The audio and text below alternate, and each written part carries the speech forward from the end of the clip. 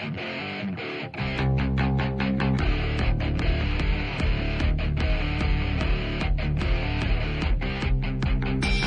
lies and buying time, killing people next in line. Lower classes, social slime, they don't matter. Genocide, sick from water, sick from air. Making money, they don't care. Caesar shit, force of air. Fuck them back, it's only for they bomb. They shoot, they kill, they massacre, rape. They burn the kids, no one makes countries. Lie to your face, fight and die, 'cause God forgives.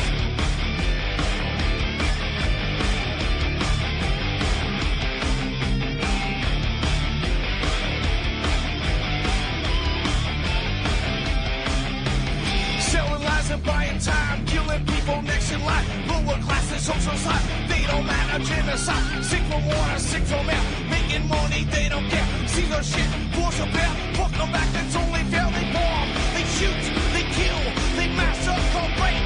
They burn the kids, no one makes countries. Lie to your face, fight and die, 'cause God forgives. Yeah. Coming back around again. Yeah.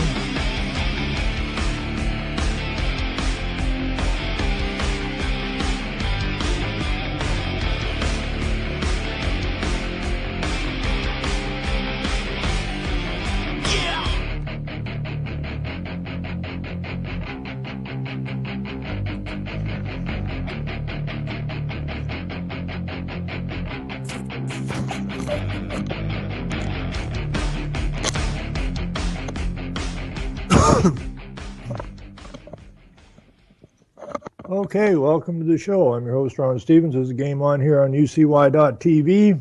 It is March the 24th, and we have power.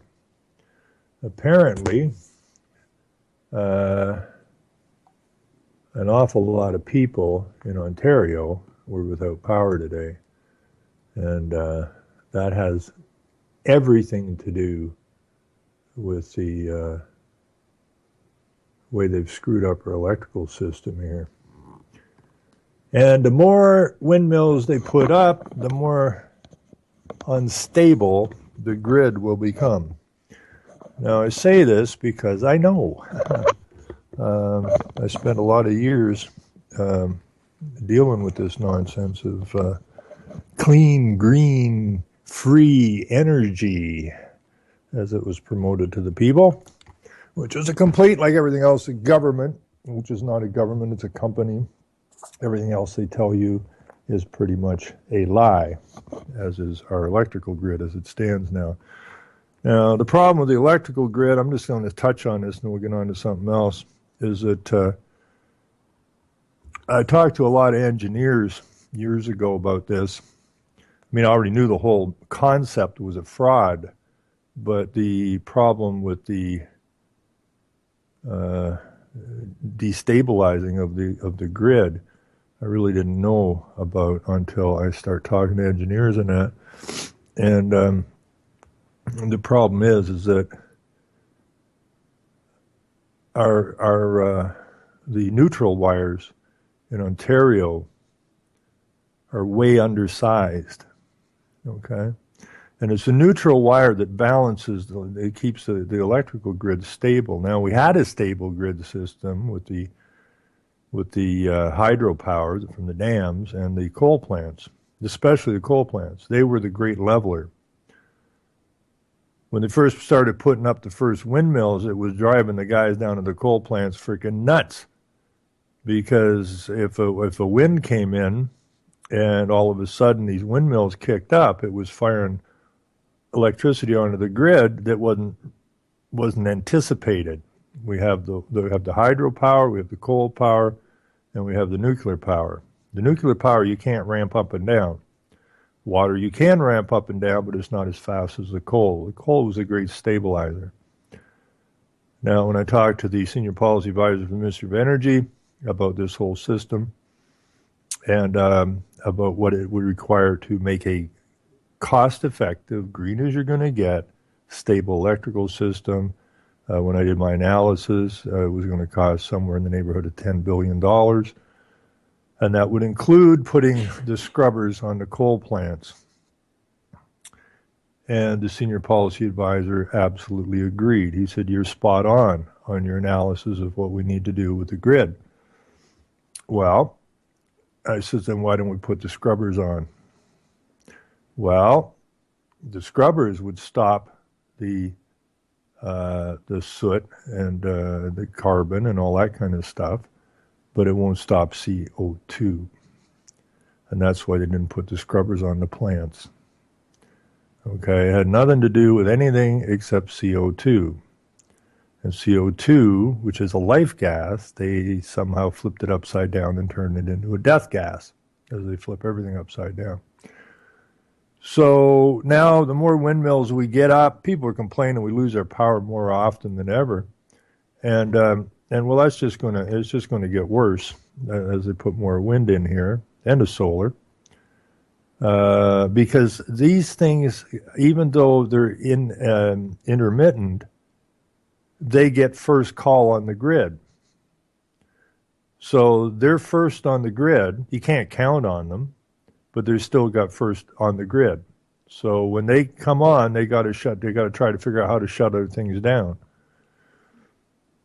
Instead of running it, and if this intermittent energy fires up and they need it, they can use it, but that's not the way it works. Of course, that's ass backwards, but then again, everything else is ass backwards.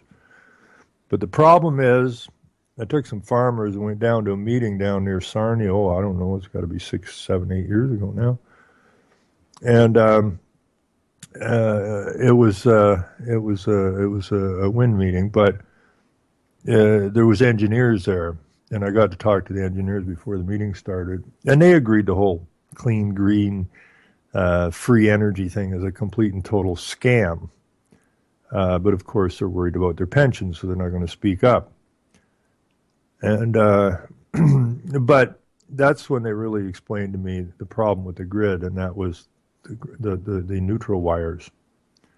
Okay, they're I think they're more than twice too small.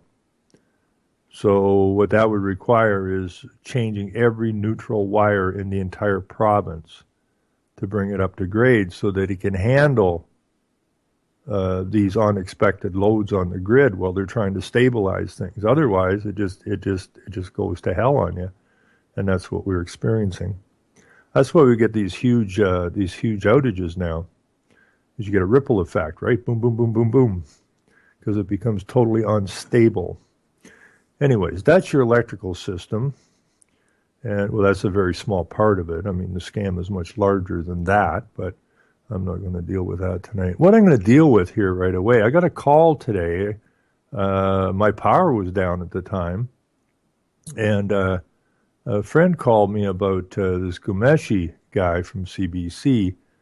And he was some excited when he called, and he wanted me to call into a radio station in Kitchener that he'd already called into.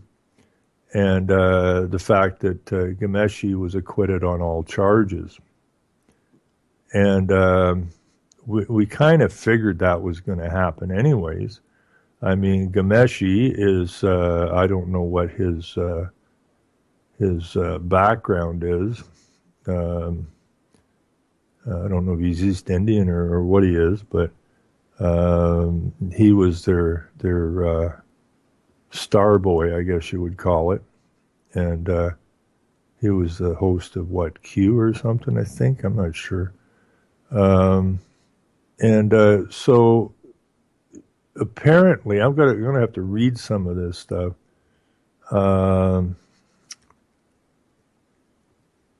Let's see, where are we going to go here? Let me just try and get this story up first, and I haven't had a chance to go through it. We're powered a lot of the day. Okay, so it was impossible to have sufficient faith in the reliability or sincerity of complainants, the judge says. Now, Ghomeshi has been acquitted on 4 counts of sexual assault and 1 count of choking by an Ontario court judge who says The deceptive and manipulative evidence of the complainants raised a reasonable doubt in the guilt of former CBC radio host. Now, when Enos called me, that was the deal, was that if there is a reasonable doubt, right, raised a reasonable doubt in the guilt of the former radio host,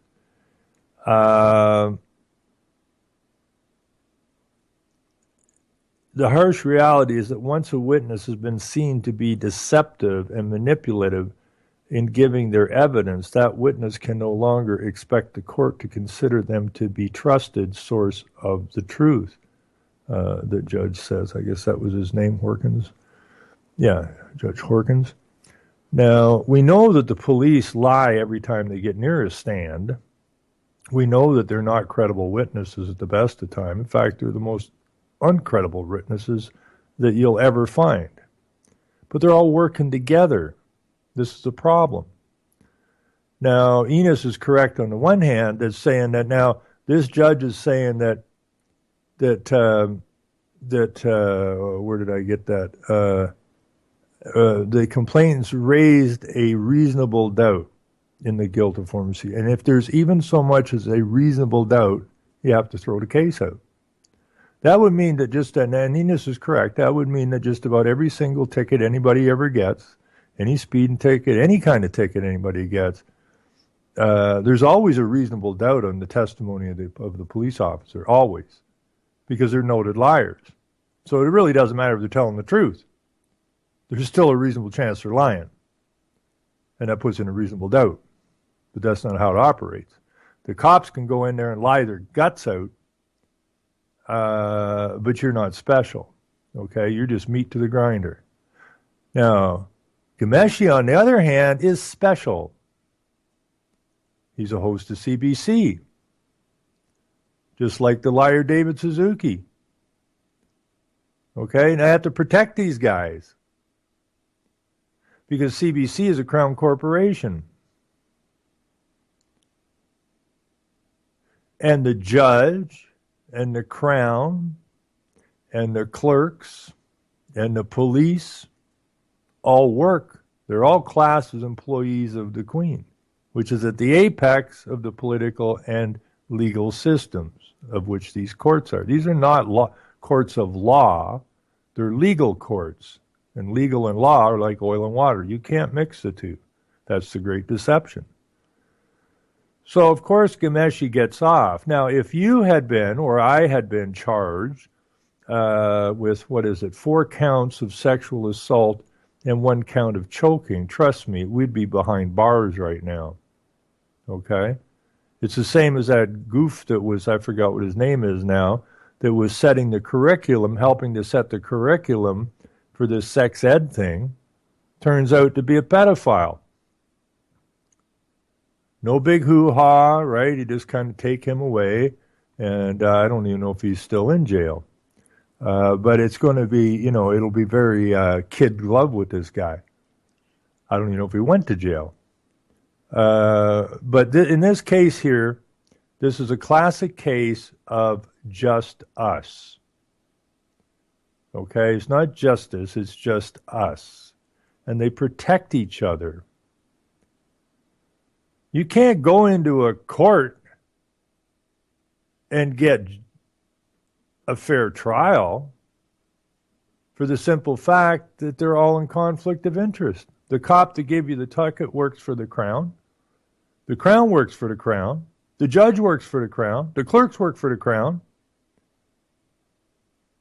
So you can't possibly get a fair trial. And they get to interpret the law any damn way they want. It's not the law is set down. They get to interpret the law. They call it the law. It's not it's color of law. It's not law. So that they can swing their verdict any way they want. And that's exactly what they've done here. Now, that book that I ran across there from 1939, Fred Riddell, who went through law school, and when he got out, he realized how big a fraud it was, and he never went and got his bar card. But he makes no bones about it. The legal system is a complete and total fraud. And it is basically, if you want to use the word law in this case, it is for sale. Okay? The rich and the connected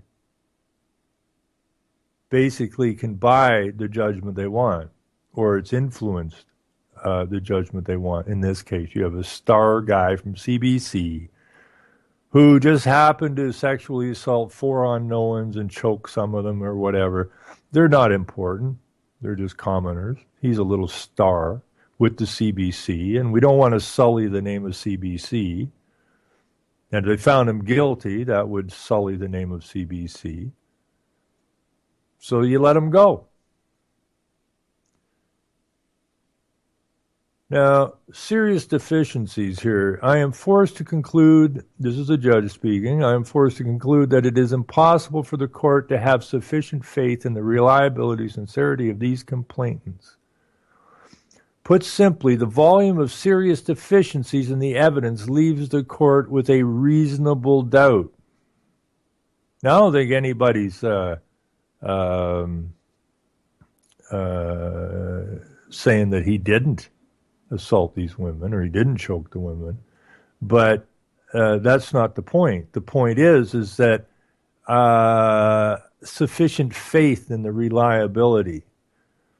It is impossible for the court to have sufficient faith in the reliability. Well, this was only, as far as I know, this was not a jury trial. I don't think it was. If it was, and somebody in the chat knows different, let me know. As far as I know, that this is just a trial by judge. So again, this is one man saying that it's impossible for the court.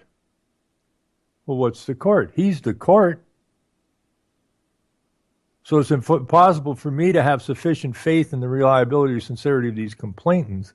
Put simply, the volume of serious deficiencies, that would be his opinion, in the evidence leaves the court with a reasonable doubt. Okay? Problem, reaction, solution. What's the problem? Ghomeshi's on trial here for whacking around with women that he shouldn't have been doing. What's the solution? Get him out of here. Get him acquitted. What's the reaction? Well, we don't. The witnesses aren't reliable, so therefore it leaves a reasonable doubt, and therefore we have to let him go. Problem, reaction, solution. How do we save Ghomeshi and the CBC? Period. Okay, that's the game. The courts are rigged. Always have been rigged. Anyways, after Horkins delivered his ruling, Ghomeshi 48 hugged his mummy, sister, and other supporters who sat behind him in the courtroom. He said nothing as he exited the courthouse, but his sister, Jilla, made a statement. Our hardest burden has been our feeling of helplessness as we have watched him endure a punishment that was delivered not only prior to the verdict, but prior to any semblance of due process as well, over a year, she said. It has been extremely painful for those of us who love him, she said, adding that her brother remained the person that we know and love. Well, isn't that sweet? Outside the courthouse, as Crown Attorney Michael Callahan was set to respond to the ruling, a topless protester rushed to the podium. She was handcuffed and placed in a police cruiser, probably to be found guilty of some nasty crime, and will probably do 212 years in jail. Hawkins added that while the evidence in the case raises a reasonable doubt, it is not the same as deciding in any positive way that these events never happened. So he's not denying they didn't happen, the judge. He's just saying that their testimony was weak and therefore left a reasonable doubt. The trial, which began in Toronto on February 1st, 2016, lasted 8 days. Ghomeshi had pleaded not guilty to all charges, all related to assaults alleged to have taken place from 2002 to 2003. The identities of 2 of the complainants in the case are protected under publication ban, but actress Lucy Couture, or whatever, also an Air Force captain, went to court to lift the ban on her name. The first woman to testify told court that Ghomeshi had pulled her hair and punched her in the head at his home after a dinner date. De Couture said the former Q host had choked and slapped her at his home. The third woman said Ghomeshi had squeezed her neck and covered her mouth while they were kissing on a park bench. But it was later revealed in court that each woman had had contact with Ghomeshi following the alleged assaults, and that details of this contact had not been provided to police or the Crown in their initial statements. The first witness had told police at the court she had no subsequent contact with Ghomeshi after two alleged attacks, but later acknowledged she sent him 2 emails and a picture of herself in a bikini more than a year later. The woman said she sent the emails to bait Ghomeshi into calling her to explain his actions. I suppose this explanation could be true, except that this spontaneous explanation of a plan to bait Mr. Ghomeshi is completely inconsistent with her earlier stance that she wanted nothing to do with him and that she was traumatized by the mere thought of him. De Couture had told the court that she had no romantic interest in Ghomeshi after she alleged assault and only saw him at industry functions, but it was later revealed in court that hours after the alleged sexual assault, she had sent him an email saying she wanted to have sex with him and sent him a handwritten letter days later saying she was sad they didn't spend the night together. I find as a fact that Ms. de Couture attempted to mislead the court about her continued relationship with Mr. Ghomeshi. It was only during cross-examination that her expressed interest in continuing the close relationship was revealed. The third woman who told police she would only feel safe being out with Ghomeshi in public after her alleged sexual assault failed to disclose that days later she had a consensual sexual encounter with him. Playing chicken with the justice system. Now, all of this stuff here, I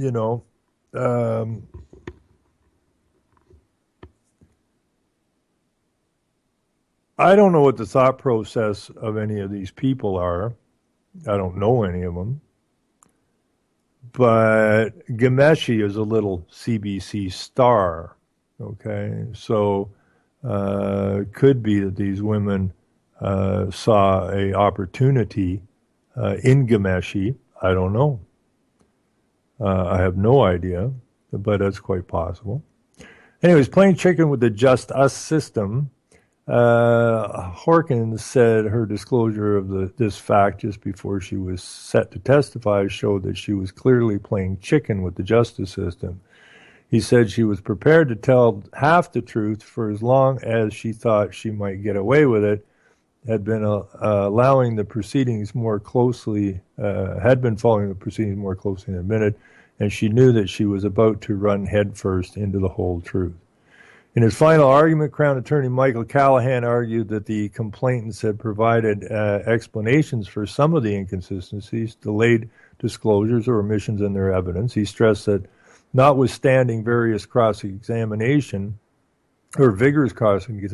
all three were unshaken in their allegations that they were sexually assaulted by Ghomeshi. But Ghomeshi's lawyers seized on those omissions, saying that the testimony was so riddled with inconsistencies and improbabilities and proven lies under oath that it cannot be said to prove anything. Hodgkins concurred. Each complaint was confronted with a volume of evidence that was contrary to their prior sworn statements. In their evidence, he said each complaint demonstrated to some degree a willingness to ignore their oath to tell the truth on more than one occasion. It is this aspect of their evidence that is most troubling to the court. In a statement, CBC, which fired Ghomeshi in October 2014 after viewing what it said was evidence that he had physically injured a woman, said the judge's ruling today and a charge still before the court were unrelated to his decision to end Ghomeshi's employment. Ghomeshi still faces another charge of sexual assault with a trial scheduled for June. And this is how the justice system works. It's how it's always worked. And if we don't change it, it's how it's going to continue to work.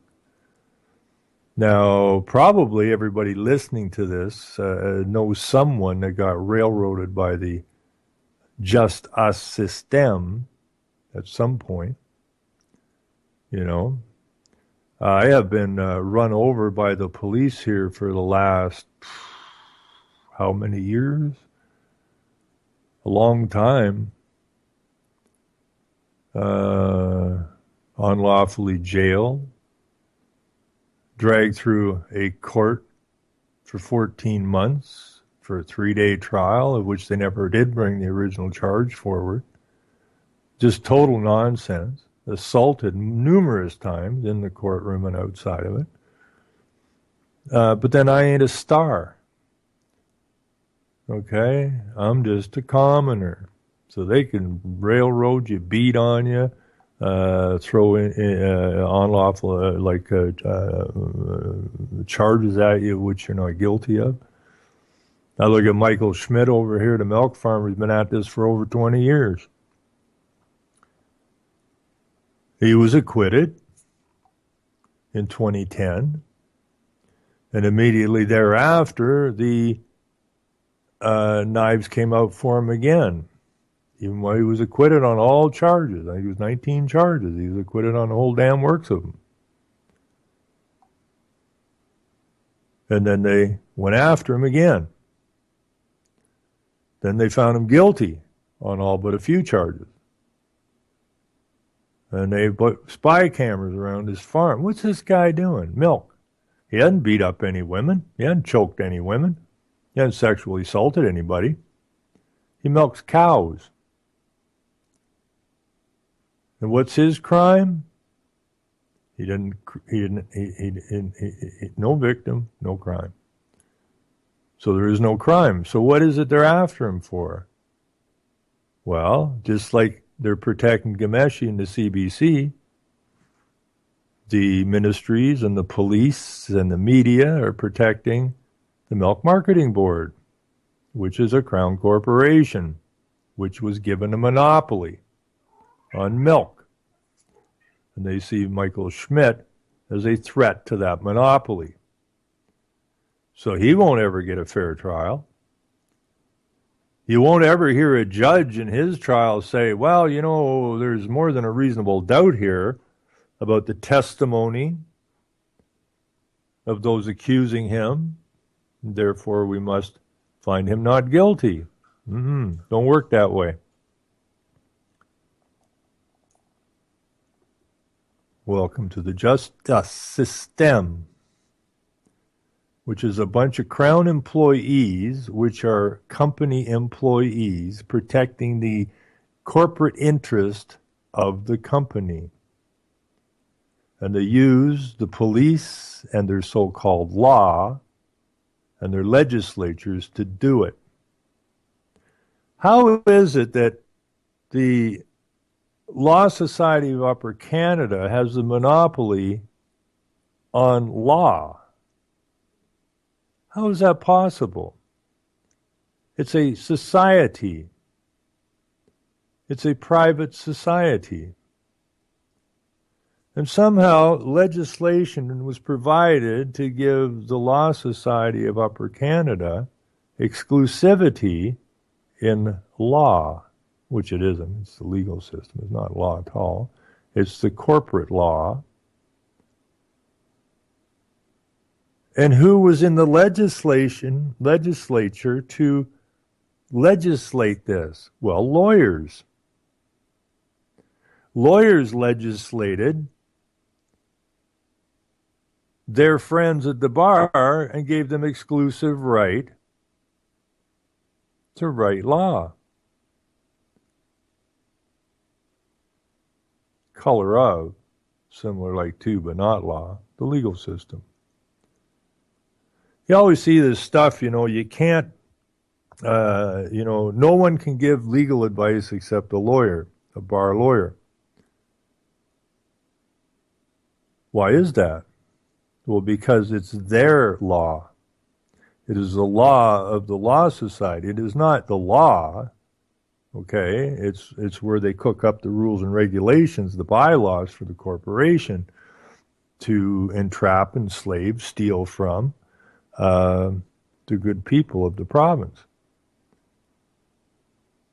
So if I give you legal advice, if I say, well, I'll give you some legal advice here on this particular subject, I can be dragged into court because only their society, of which I'm not a member of, has the right to discuss this legal stuff or give advice on it. That's like saying that the Plumber Society, that if I asked you how I should weld a couple of pieces of plumbing together or solder them together and you give me advice and the word gets out, that I could be dragged in front of the courts because I gave plumbing advice. Same shit. So the Law Society of Upper Canada is illegitimate. Absolutely illegitimate, which means the judges are illegitimate, which means the crowns are illegitimate.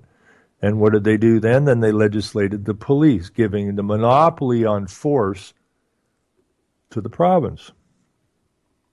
So the company has the monopoly on force. No one else can use force except for the company. And who does the company use force against? You. And that is your just us system. And if anybody hasn't yet read that book, Woe Unto You Lawyers, by Fred Rodell, written in 1939, you can Google it and you will find it.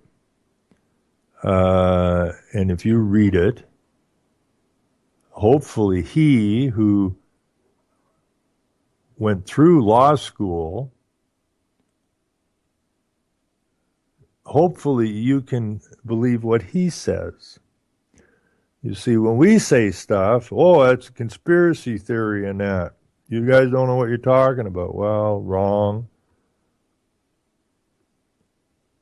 Well, you're not an expert.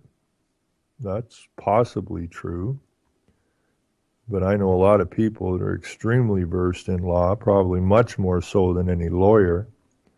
But again, they don't have enough credibility because, well, they never went through law school. Well, Fred Rodell did go through law school, and he wrote that book way back in 1939. And why didn't he become a lawyer? He didn't become a lawyer because once he went through law school, he understood what the hell was going on.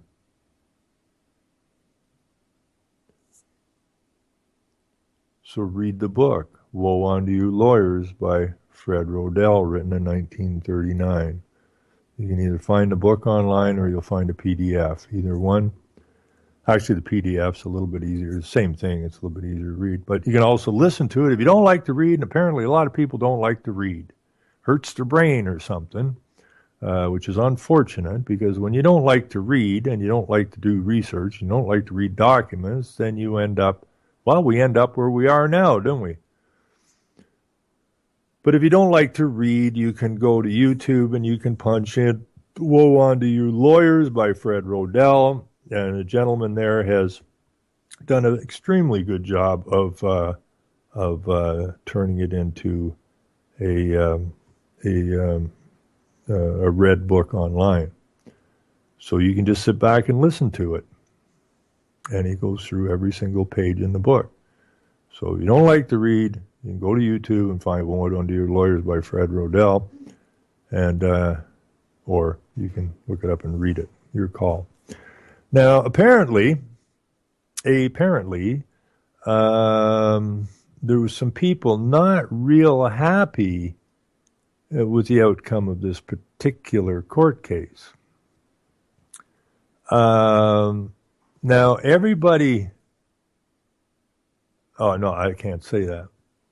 But I had, you know, I didn't pay any attention to this thing because I knew the guy was going to get off.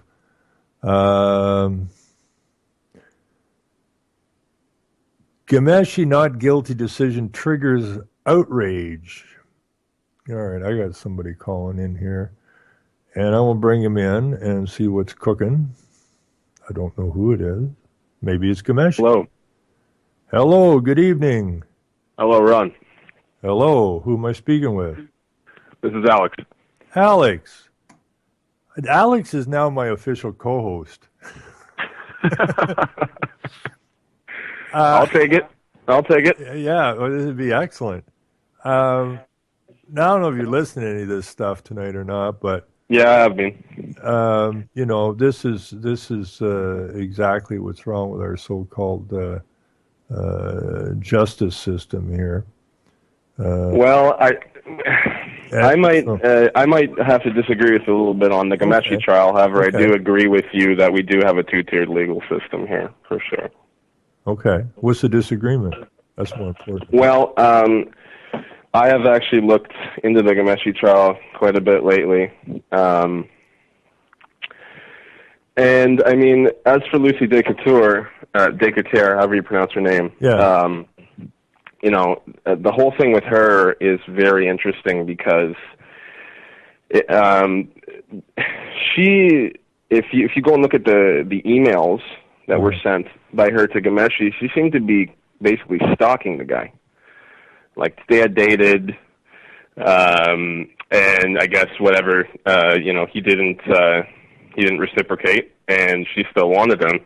Like you were just reading in the article, right? After he supposedly assaulted her, she's sending him photos in a bikini and telling him that she wants to fuck his brains out. That's a direct quote from one of the emails she sent to him. And then 13 years later now, that nothing's happened between the two of them, she's saying that he sexually assaulted her.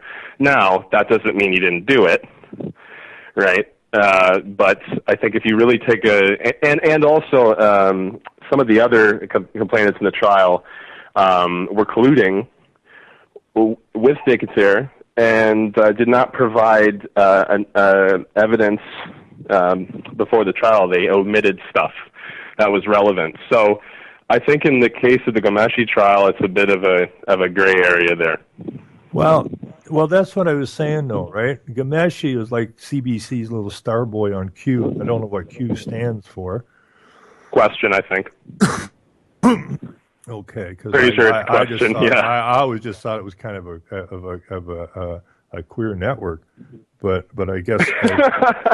How did I know you were that you were going to say that? Well, I mean, we got. I mean, if you understand what the CBC is, I mean, it's the Communist Broadcasting. The government mouthpiece. Yeah. So now what I was saying though is that you're absolutely correct. Now, Ghomeshi was this little, star, I guess, of CBC.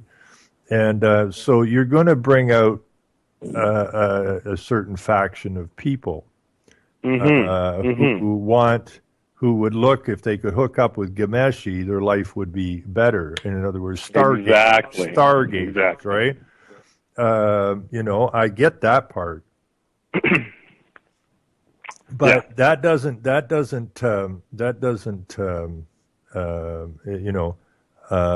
if he assaulted these people and they maybe went back at him after the assault, saying that they could use that as a lever with him, right?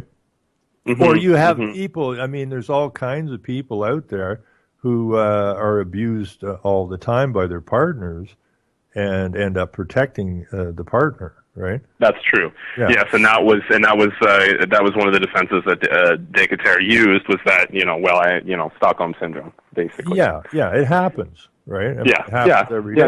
No, I'm not denying that, and I haven't followed the trial extensively. I don't know every last piece of evidence, so I'm not going to try and say one way or the other. But I didn't follow. If he wasn't famous, it would not have been this easy for him.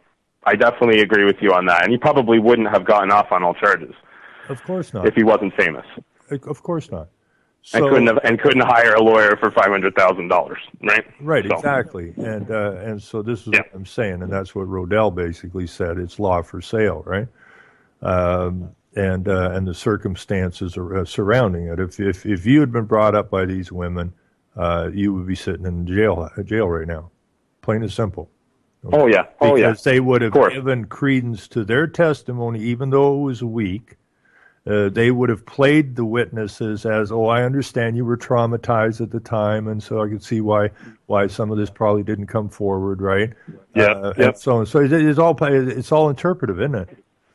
Yes, and that's yeah, and it's a huge problem. And like I said, yeah, it's definitely two-tiered because whether or not he did it, right? Anyone who got those allegations against him who wasn't famous and a millionaire probably would end up in a jail cell. You're right about that. Yeah. So now and that's a problem.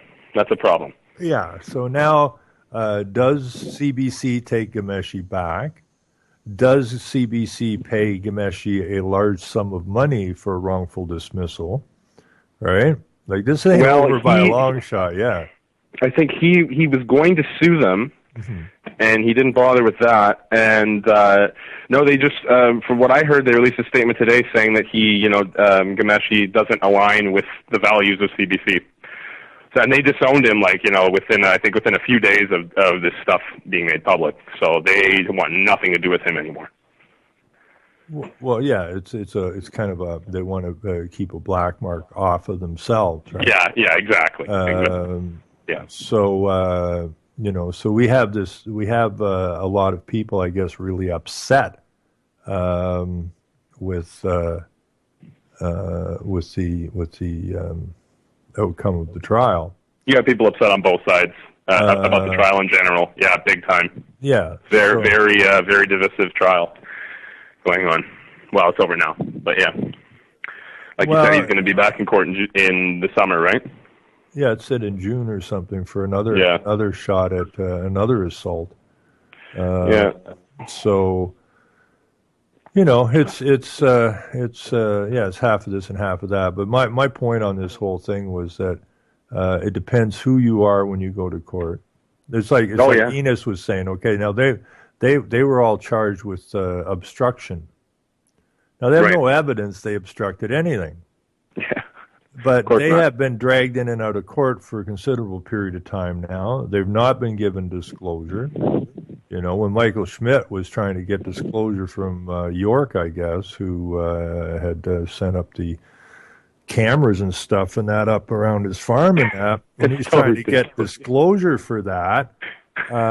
They said, fine, just fill out information, request for freedom of information, and then send us $30,000, and we'll send it to you. Right? Get right on it. yeah, we'll get right on that. So, I mean, it's not a system that's set up for anybody that's not extremely wealthy. Yeah, because no doubt about that. Can't afford $30,000 to get some paperwork, which they're using to try to incriminate him. So that justice to him has been denied. Yes. And this is the whole problem. But what Enos was, he was so excited when he called today. I still didn't have any power here. And oh, shit. He phoned up and he just started going, right? The Ghomeshi had been acquitted. And the judge's deal was that because of the evidence, that there was a reasonable doubt, or the judge, and it's only the judge's opinion. It wasn't a jury trial, I don't think. It was just the judge. Yeah, I think so. It was his opinion. Like he says, in the court's thought process. Well, he's the court, right? So he says, it's in the court's opinion. Well, wait a minute. The court can't have an opinion. The court, it's impossible for the court to have an opinion. That's impossible. Yeah. And this judge is at the trial, and he doesn't understand that the court can't have an opinion. He can have an opinion, but the court can't have an opinion. Yeah. Right? Well, I think the reason they didn't do a jury trial, and I was going to bring this up, actually, there are two issues that I found outside of the actual details of the trial here that are really interesting, and one is trial by media. Yeah. Right now, if you know, I don't know if you know this or how much you've read into this, but they went to the media well before they ever went to the police about this, and destroyed his reputation before they even went to the police. So I'm guessing the reason they didn't do a jury trial is because there would be prejudice there because they had already read about it in the paper, and it'd probably be difficult to find people who didn't know about it, right? But then you see there's also the other side of this, the other possibility, right? Okay? Yeah. Maybe CBC wanted Ghomeshi out of there, okay? And find these people and bring them forward and let them run off in the media before they go to the police. Right? I mean, you don't know what the hell went down. That wouldn't surprise me. No, it wouldn't surprise me at all. You don't know what went down here, right? No. But I mean, even some of the initial reporting on it, like the guy who did the initial reporting on it, Jesse Brown, the initial reporting on it was very fishy. And that's what I'm saying. You know, we don't know from what angle this came from. I mean, these accusations were from way back in 2002, 2003, right? Yeah. So all of a sudden they bubbled up from somewhere. Yeah, exactly. And that one woman, isn't she? What is she? She's a captain or something in the Air Force or something. What is she? She's a government, anyways. Where did I see that? Where did I see that? I thought I saw in there somewhere when I got to her name that she was something to do with the government. Who was that you're speaking of? That let's see, where that de Couture. Lucy Decatur. Yeah, she was in the she's the captain of the Royal Canadian Air Force, I believe. Right. So these charges are from 202, or these accusations are from 202, 203, right? Yeah. And she is a captain in the Air Force. Yeah, when I saw that, I was thinking, whoa, what the hell? I never knew that, right? I used to watch Trailer Park Boys and everything. I knew who Lucy Decatur was, but you did? I had no idea she was in the Air Force. Wait, was she in? What are you talking about? Was she? Wait a minute. She's an. Other than that, she's known as an actress on the show Trailer Park Boys and in the movies. She plays a character called Lucy on those shows. Yeah. Really? Yeah. Oh, I didn't know that. I didn't know that. I know who Lucy is. I mean, she basically plays like Trailer Park Trash on the show. Right? Yeah. So all of this, so it gets really strange, doesn't it? Yeah. Because she's connected too, right? Yeah, obviously. Exactly. So there's, we don't know what the hell is going on here. But the fact is that exactly what's going on. But they never bothered to find out what's going on. But the fact is that the judge makes all kinds of mistakes here. When the judge finds someone guilty in a courtroom. And this is what was really making Enos nuts today, right? Or what he was saying was that because this judge said because that there was some reasonable doubt, right, that they had to throw it out. And he's going, well, then you got to throw out all the parking tickets, all the speeding tickets, because there's always doubt, right? Yeah. You can't not have doubt, right? Well, yeah, exactly. So what is a reasonable doubt? Who defines that? Right, exactly. So when you go to court, I went to court 3 times for driving under suspension. Now, okay, so twice I got assaulted. Twice the judge ran away. Once the Crown said they didn't have any evidence. The second last time I was there, when I got cross-examining the cop, it turns out he didn't have his notes, so the judge ran away in that one, and it should have been discharged both times. And I ended up getting assaulted the third time, and I just said, look, I've had enough of this, right? I'm done. Okay, according to the Attorney General's office, it should have been discharged the first time, so there shouldn't have been a second time, but it should have. If we got by the first one, he should have been discharged the second time. Yeah. And here we are the third time, and I'm being assaulted again. And when I left, I'm sure it was within minutes of me leaving the courthouse. They found me guilty in for being absent. So but I've been in court before, and And, I actually was in a court one time, and a cop was on the stand, and I told the justice, I said, the only reason I came here was that I wanted the court to understand, and I wanted the people in the court to understand. I want them to fully understand that that gentleman sitting over there, that officer, okay, is lying through his frickin' teeth. So the next time somebody comes to this court charged by that guy there, I want the court to understand that this guy is a known, proven liar, and I'm not the only one saying it. Okay? Because you found me guilty because of his testimony, which was full of lies, which should have given you a reasonable doubt. Yeah. Which cut me off. Oh, man. And this is what Enos is trying to point out, right? Is that they have a total control of the opinion.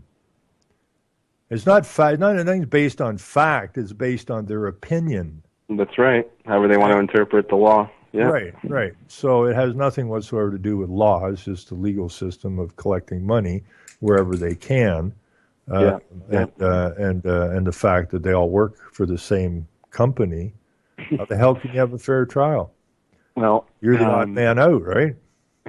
I mean, the judge, the crown, and the police all work for the crown. They're all employees of the Queen, by definition. It's obscene. Yes. Yeah. Yes, it is. The other thing related to the Ghomeshi trial I found very interesting, outside of the actual content of the trial, was I've learned about Canadian consent laws, right? So supposedly Ghomeshi's into BDSM, right? Okay. He likes to get spanked or whatever it is. Yeah. Or likes to do the spanking. I don't know. Anyway, in doing a little bit of research on this, I actually found out that that's technically illegal. You cannot consent to bodily harm in this country. Even if two consenting adults want to, whip each other in the bedroom, because it's going to result in bodily harm, the consent is nullified. Basically, Really? The only thing that you can actually consent to bodily harm for in this country is for sport or for body modification and tattooing. Really? So I actually, that shocked me as to the level of the government in our bedroom there, saying no, you can't, you're not allowed to consent to that. You're a child. Well, we have to tell you what you can and can't consent to. Yeah, I think on the other hand, it's just something that looks bad. So if you have two consenting adults and it gets out of hand and one takes a real beating and the other one says, well, they consented to it. Yeah. That doesn't play well out in the media, and it doesn't play well in public, right? So I imagine they'll say, you know what? I think we got to kibosh that one, right? Well, everywhere you go to read about it, they talk about the gray area, right? Because how do you enforce that, right? Obviously, you can't unless it's something, some complaint is made about an incident, right? But basically, the conduct of what he's doing in the bedroom has been made public now, and it's illegal, technically, what he was doing. So I found that interesting. Well, that didn't seem to come up in the trial either, did it? I don't think so. No, I don't think so. No, that would have likely changed things, right? To some point, right? Well, they consented for me to do this. Well, that's if everyone was willing to air all their dirty laundry. They can't consent to it, right? Yeah. But that's another thing maybe we can use in their silly so-called legal color of law system. Is that, you see, we all apparently consented to be citizens/subjects of the crown. Just by birth, and enter ourselves into a lifetime of abuse. Mm-hmm. And it's against the law to abuse someone. It's against the law to hold someone in servitude without their express consent. And we all are subjects and held in servitude. And we are all abused, but somehow they get around that one. Such is the system of law. I wanted to bring up something else to you. Have you read anything about the proposed bylaw in Saskatoon for anti-bullying? No. No. Okay. Well. I have seen instances where they're talking about it and all over. Yeah. Well, it's interesting. What's happened is what does this say here? You got City three Council putting the brakes on anti-bullying bylaw has been met with mixed reviews. They want to get input from schools in the city. Basically, what they're trying to say is that they want it, what does it say here? Prohibition against bullying in a public space and aiding, abetting, or encouraging the bullying of another person. So that can include practically anything, right? It says taunting, tormenting, name-calling, ridiculing, insulting, mocking, directing slurs, kicking, pushing, hair-pulling, shunning, ostracizing, excluding another person, gossiping, rumor-mongering. Like, this is ridiculous. This is going down to every last thing you can do and say.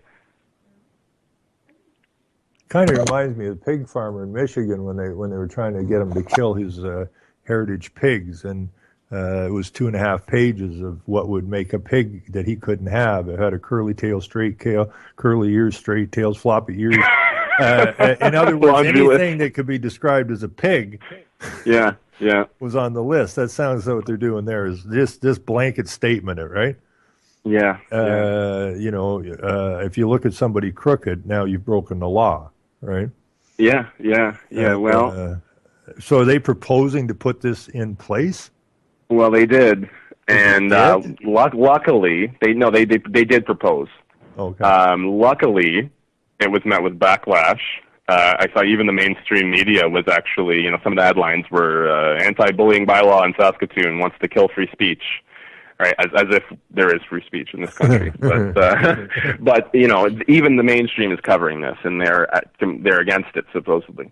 So it'll have to be amended, hopefully. Well, this is the problem, though. They make it really ridiculous, right? And then they get the reaction, and they say, okay, we'll tweak it. Right? Yeah. So that it becomes palatable to you. So it's less ugly than what we proposed, and then it becomes accepted, even though it's still totally ugly. That's right. But if no one complained, they would have just rammed it through the way it is. Yeah, but that's what they do, right? That is exactly. You got to test the waters. That's what they do. Yeah, they test the waters, and then once, they find that range that they can work within, and then they stick it to us. But none of it's lawful anyway, so it doesn't really matter. It's bylaws. That's what it is. Everything that comes at you is a bylaw. Garbage. It's not law. It's a bylaw of a company. And no victim, no crime, right? Honestly. That's right. I'm totally for that. Yeah. Well, that's law. Yeah. That is law. And they've got us in this damn legal system, and they've created, they've turned us into corporate entities, and because we're corporate entities, we somehow have to abide by the bylaws of the corporation. But they did this to us through theft and deception, and deception is fraud, and fraud cannot stand. So realistically, their bylaws don't apply to anybody except for those who are in the government per se in the legislature. So, but we've been trained the other way, and it's going to take a while for people to understand exactly what we're under here. But anyways, that was the Ghomeshi trial. So, it was actually pretty good here at the end because, were the girls trying to do something to Ghomeshi? Was CBC trying to do? Is Ghomeshi just a nutcase, right? Who knows? Very interesting, yeah. It's very multifaceted. Yeah. That's why everything should be looked at, right? Critical thinking. From all sides. Thank you, Alex. You're welcome, Ron. I enjoyed the hell out of it. Selling lies and buying time, killing Back people next in line, lower class social slime, they don't matter, genocide, sick from water, sick from air, making money, they don't care, see the shit, force of air, fuck them back, it's only for they bomb, they shoot, they kill, they massacre, rape, they burn the kids, no one makes countries lie to your face, fight and die, cause God forgives. Hey.